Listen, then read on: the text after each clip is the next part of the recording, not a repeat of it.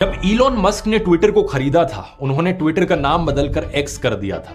ये जो ग्रॉक है, ये इन्हीं की कंपनी एक्स के द्वारा बनाया गया एक एआई चैटबॉट है। अच्छा, बाकी जो एआई चैटबॉट्स हैं, चैट जीपीटी, जेमिनाई और डीप सीक जैसे, ग्रॉक भी इनसे काफी मिलता जुलता है, लेकिन बुनियादी तौर पर 4 मेन डिफरेंसेस हैं जो ग्रॉक को काफी अनोखा बनाते हैं। अच्छा, पहला डिफरेंस है ग्रॉक का सार्केज्म और humour.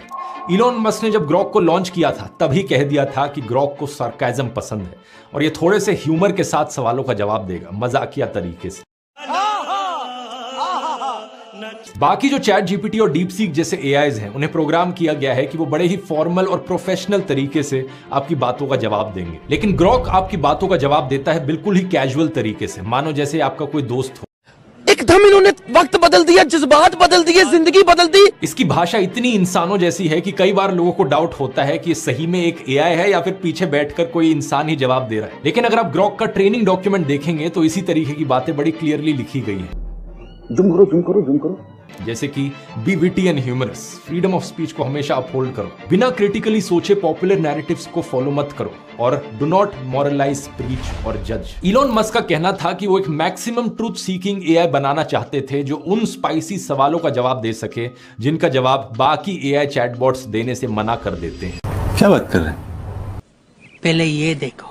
We're driven by curiosity about the nature of the universe. That's also what causes us to be a maximally truth-seeking AI, even if that truth is sometimes at odds with what is politically correct.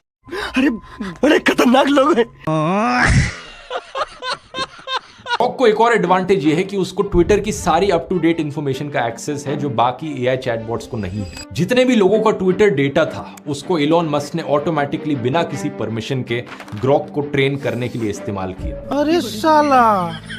और अगर आपको अपना data Grok की training के लिए नहीं देना था तो आपको खुद सेटिंग्स में जाकर ऑप्ट आउट करना पड़ता। चौथा डिफरेंस यहां पर आता है सेंसरशिप का, क्योंकि ग्रॉक के पास सभी ट्विटर पोस्ट का एक्सेस है। कई बारी लोग बहुत गालियां देकर बात करते हैं, कैजुअल तरीके से, टॉक्सिक तरीके से बात करते हैं, तो ग्रॉक ने इसी टोन को पिकअप कर लिया है।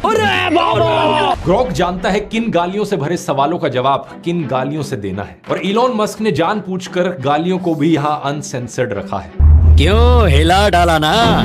चैट जीपीटी और डीप सीक जैसे चैटबॉट्स को प्रोग्राम किया गया है कि वो हमेशा पोलाइट तरीके से लोगों से बात करें। वो कभी भी किसी गाली का इस्तेमाल नहीं करेंगे, लेकिन इलॉन मस्क ने अपनी मर्जी से ग्रॉक को अनरिस्ट्रिक्टेड रखा है। बड़ा हरामी हो बेटा।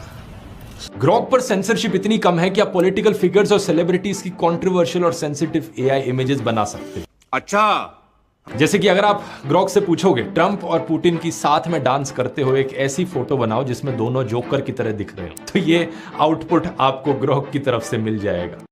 Oh my God! एक और ऐसा क्लेम व्हाट्सएप पर फैलाया जाता है कि तिलक लगाने से हमारे फोरहेड की जो ट्राइगेमिनल नर्व होती है वो प्रेस होती है, इससे हमारे साइनसेस क्लियर हो जाते हैं। कौन है ये लोग? कहां से आते हैं? अब ट्राइगेमिनल नर्व जैसा हैवी शब्द व्हाट्सएप यूनिवर्सिटी के स्टूडेंट्स को बेवकूफ बनाने के लिए काफी है, लेकिन एक्चुअली में अगर आप डायग्राम देखोगे तो ये जो ट्राइगेमिनल नर्व के एंड पॉइंट्स हैं, ये हमारे माथे पर नहीं है, एक्चुअली में आईब्रोज के ऊपर है, चीक्स पर है और चिन पर है। इस डायग्राम को आप देख सकते हो।